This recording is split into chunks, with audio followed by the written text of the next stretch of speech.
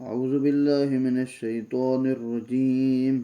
ويقولون طاعة فإذا برزوا من عندك بيت طائفة منهم غير الذي تقول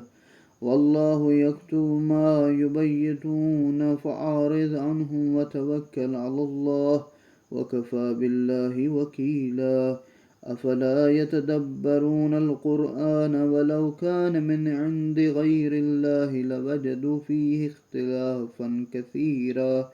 وإذا جاءهم أمر من الأمن أو الخوف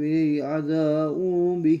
ولو ردوا إلى الرسول وإلى أولي الأمر منهم لعلمه الذين يستنبطونه منهم ولولا فضل الله عليكم ورحمته لاتبعتم الشيطان إلا قليلا فقاتل في سبيل الله لا تكلف إلا نفسك وحارث المؤمنين عسى الله أن يكف بأس الذين كفروا والله أشد بأسا وأشد تنكيلا من يشفع شفاعة حسنة يكن له نصيب منها ومن يشفع شفاعة سيئة يكن له كفل منها وكان الله على كل شيء مقيتا وإذا حييتم بتحية فحيوا فأحسنوا منها أو ردوها إن الله كان على كل شيء حسيبا الله لا إله إلا هو ليجمعنكم إلى يوم القيامة لا ريب فيه ومن أصدق من الله حديثا۔ اور یہ لوگ منہ پر تو کہتے ہیں اطاعت کے لیے حاضر ہیں، لیکن جب آپ کے پاس سے نکلتے ہیں تو ان میں سے ایک گروہ آپ کی باتوں کے خلاف رات کو مشورے کرتا ہے۔ یہ لوگ راتوں کو جو مشورے کرتے ہیں اللہ اسے لکھ رہا ہے، پس اے رسول آپ ان کی پرواہ نہ کریں، اللہ پر بھروسہ کریں اور کارسازی کے لیے اللہ ہی کافی ہے۔ کیا یہ لوگ قرآن میں غور نہیں کرتے؟ اور اگر یہ اللہ کے سوا کسی اور کی طرف سے ہوتا تو یہ لوگ اس میں بھی بڑا اختلاف پاتے، اور جب ان کے پاس امن یا خوف کی خبر پہنچتی ہے تو وہ اسے خوب پھیلاتے ہیں، اور اگر وہ اس خبر کو رسول اور اپنے میں سے صاحبان امر تک پہنچا دیتے تو ان میں سے اہل تحقیق اس خبر کی حقیقت کو جان لیتے، اور اگر تم پر اللہ کا فضل نہ ہوتا تو اس کی رحمت نہ ہوتی تو چند ایک افراد کے سوا باقی تم سب شیطان کے پیروکار بن جاتے۔ یہ آیت بھی اکثر حضرات کے نزدیک ضعیف الایمان مسلمانوں کے بارے میں نازل ہوئی ہے، اور اسی طرح یہ لوگ اسلامی مرکز میں رونما ہونے والے جتنے بھی راز ہوتے ہیں وہاں پر یہ لوگ جا کر فاش کر دیتے تھے۔ اس لیے ذات پروردگار نے ارشاد فرمایا کہ جو لوگ یہ کام کرتے ہیں صحیح نہیں کرتے، اور اگر یہ کر دیتے ہیں اللہ پھر بھی ان کے ایمان کو مضبوط رکھتا ہے، وگرنہ یہ لوگ سارے کے سارے اس دوسری پارٹی میں دوسرے گروہ میں پہنچ جاتے۔ اے رسول راہ خدا میں قتال کیجیے، یعنی جہاد کریں، آپ پر صرف اپنی ذات کی ذمہ داری ڈالی جاتی ہے، اور آپ مومنین کو ترغیب دیں۔ عین ممکن ہے کہ اللہ کافروں کا زور روک دے، اور اللہ بڑا طاقت والا اور سخت سزا دینے والا ہے۔ جو شخص اچھی بات کی حمایت اور سفارش کرتا ہے وہ اس میں سے حصہ پائے گا، اور جو بری بات کی حمایت اور سفارش کرتا ہے وہ بھی اس میں سے کچھ حصہ پائے گا، اور اللہ ہر چیز پر قدرت رکھنے والا ہے۔ جب رسول کو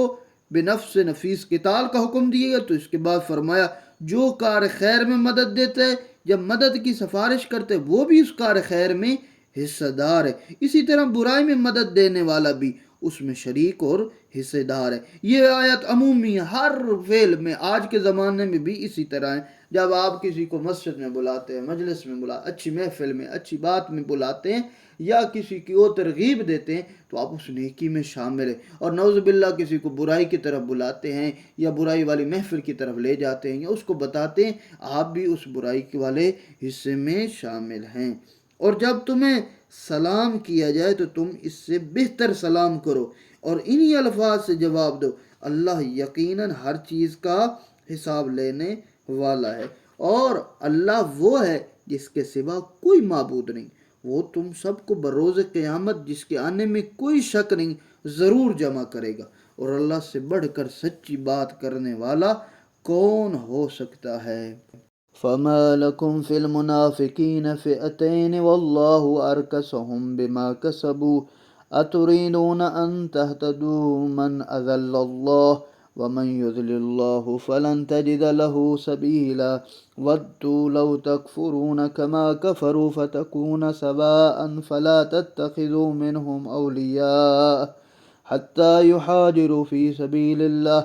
فإن تولوا فخذوهم واقتلوهم حيث وجدتموهم ولا تتخذوا منهم وليا ولا نصيرا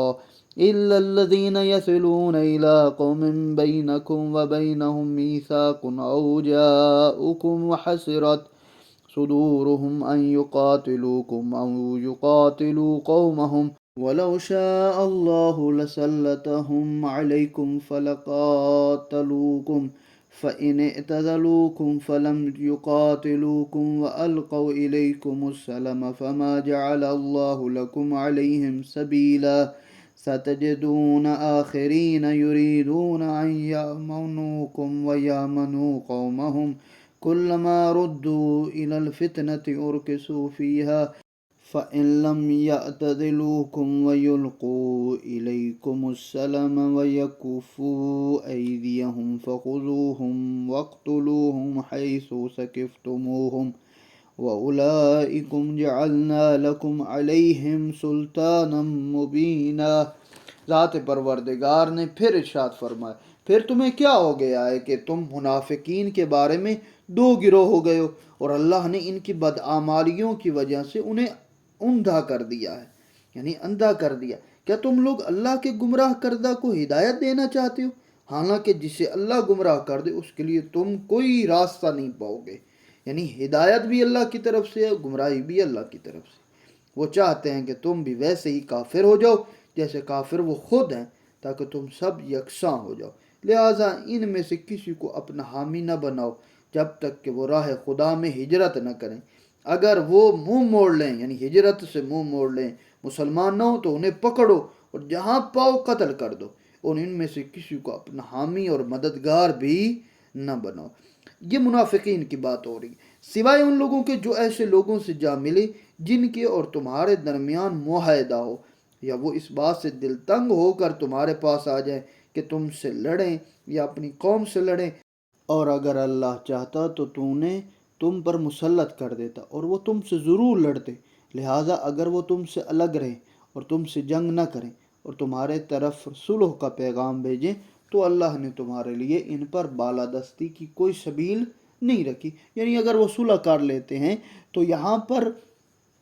دو قسم کے منافقین کو اللہ نے اس حکم قتل سے مستثنیٰ قرار دیا، یعنی اس سے خارج کر، ان کو کچھ نہ کو۔ وہ منافق جو ایسی قوم سے جا ملتے ہیں جس کے اور مسلمانوں کے درمیان معاہدہ ہے۔ دوسرے وہ لوگ جو غیر جانبدار منافق، جو نہ مسلمانوں کے ساتھ جنگ کرتے ہیں نہ ہی مسلمانوں کے دشمنوں کے ساتھ جنگ کرتے، بلکہ وہ امن کا پیغام دیتے ہیں۔ ان دونوں صورتوں میں منافقین کا قتل جائز نہیں ہوگا۔ پھر ارشاد فرما، ان پر بالادستی کی کوئی سبیل نہیں رکھی جاتی، اور عنقریب تم دوسری قسم کے ایسے منافق لوگوں کو پاؤ گے جو تم سے بھی امن میں رہنا چاہتے ہیں اور اپنی قوم سے بھی امن میں رہنا چاہتے ہیں، لیکن اگر فتنہ انگیزی کریں گے اور اگر یہ لوگ تم لوگوں سے جنگ کرنے سے باز نہ آئیں اور تمہاری طرف صلح کا پیغام نہ دیں اور دست درازی سے بھی باز نہ آئیں تو جہاں کہیں بھی وہ ملیں انہیں پکڑو اور قتل کرو۔ ان پر ہم نے تمہیں واضح بالادستی دی ہے۔